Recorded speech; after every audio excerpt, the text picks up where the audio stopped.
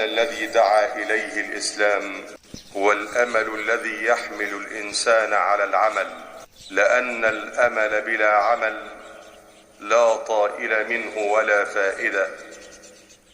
وكان عمر بن الخطاب رضي الله عنه يقول: لا يقعدن أحدكم عن طلب الرزق ويقول: اللهم ارزقني، فقد علم أن السماء لا تمطر ذهبا ولا فضة.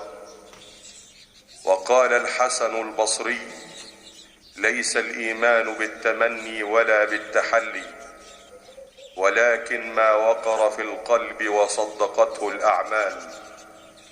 وإن قوما خرجوا من الدنيا ولا حسنة لهم وقالوا نحسن الظن بالله وكذبوا، لو أحسنوا الظن لأحسنوا العمل.